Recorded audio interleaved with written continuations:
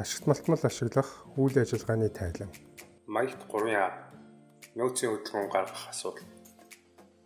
Ашигт малтмалын төрөл алт, шороорт. Маягт бүглэх заавар. 1-р бэлтгэл ажил, 2-р маягт бүглэх, 3-р нийтлэг алдаа дутагдал. Бэлтгэл ажил.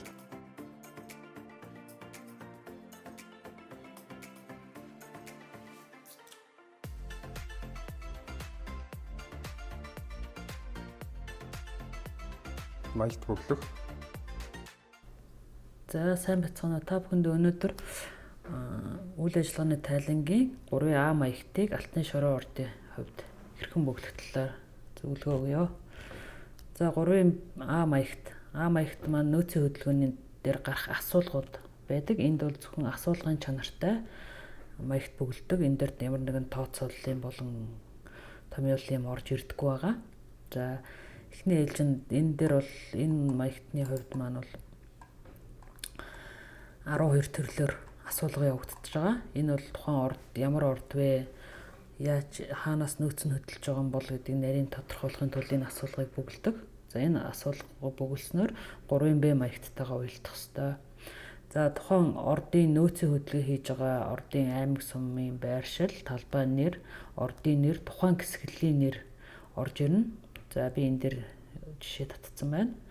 За одоо хүмүүсийн аягүй их нийтлэг гаргадаг алдаа бол 6-дугаар буюу тухайн онд олборлолтод өртсөн нөөцийн солилцол гэдэг имийг бичигддэггүй, эсвэл ганц солилцол бичдэг, эсвэл дутуу бичдэг.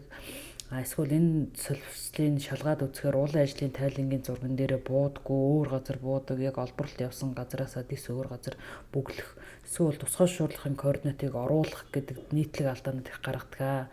Энэ дээр бол тухайн тайланд онд одоо жишээ нь 2019 онд та хичнээн талбайд, нэгж талбайд олборлолтын үйл ажиллагаа явуулсан тэр координатаа бичиж өгөөд тайлбар хэсэг дээр нь хэрвээ хэсэгэл тус бүр дээр өөр газар дээр байршилж байгаа бол тэр газрынхаа нэршлиг зааж өгнө. Одоо жишээ нь хэлж байгаа динжин хэсгийн дээр болон датмын хэсэг дээр магадгүй жалгач гэдэг юм уу ийм 3 хэсэгэл дээр 3 өөр газар олборлолтын үйл ажиллагаа явуулсан бол 3 өөр хэсэглийнх нь координат хаана гэдгийг тайлбар хэсэг дээр нь зааж өгөөд одоо талбай хэмжээ харуулах гэж байгаа учраас доод нь 3-аас дээш координат өгч ийж энэ талбай үүснэ.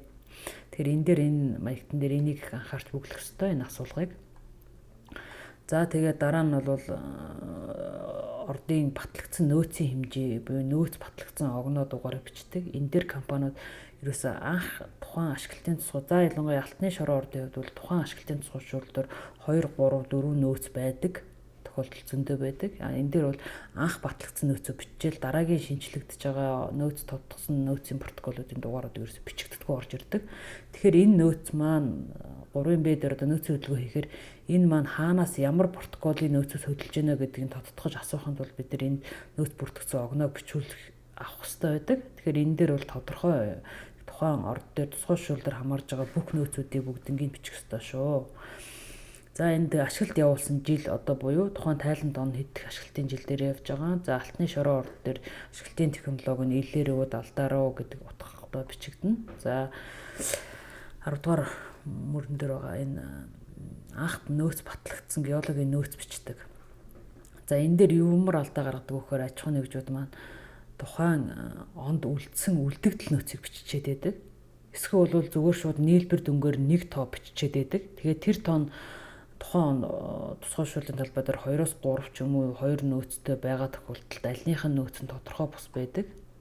Тэгэхээр энэ жишээн дээр бол хэсгэл тус бүрээр нь блок тус бүрээр нь задаргаатай бичнэ. Нөөцийн хөдөлгөөн маань блок тус бүрээр хийгдэж байгаа. Учираас энэ дээр бид нар нөөцийн хөдөлгөөнийг блок тус бүрээр ерөнхий анх энэ орд дээр хэдийн ил ямар блок дээр хэдийн хэмжээний нөөцтэй байгаа вэ гэдгийг харуулахын тулд манайх энэ маягтыг анх батлагдсан нөөцийг блокийн задаргаагаар авч байгаа. Тэгэхээр одоо энэ ордын жишээ нэг хэсэглийн нэгээ тус бүрдэн салгацсан. Ингээд энэ бол 2 хэсэглэлээс бүрдэж байгаа. Нийлбэр нөөц нь энэ байна.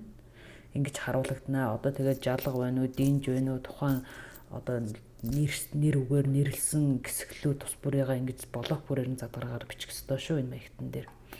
За тэгээд мэдээж сүүлд нь ордынхаа нийт нөөц буюу энэ тайланд гаргаж байгаа тусгай шүүрлийн хэмжээнд байгаа нөөц анх хэдийн хэмжээгээр батлагдсан гэдгийг бичнэ. Энэ дээр бас нийт алдардаг.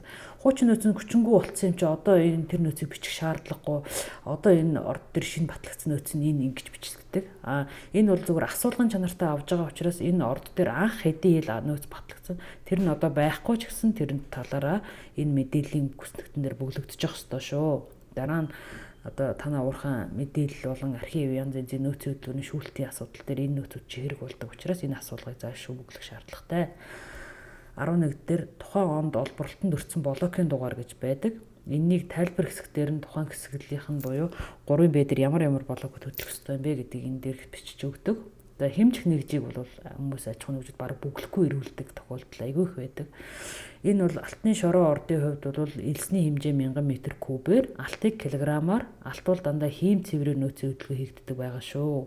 Тэгэхээр энэ дээр энэ хэмжих нэгжээ тавьж өгөхгүй бол дараагийн 3B маягтай бүглэхээр нөгөө метр кубээр бүгэлдсэн тохиолдолд нөгөө энэ дээр маань бүглэгдээгүй. Тэгэхээр оронгийн алдаа гарах асуудал айгүй их байдаг. Тэгэхээр энийг маш сайн анхаарч өглөөрэй.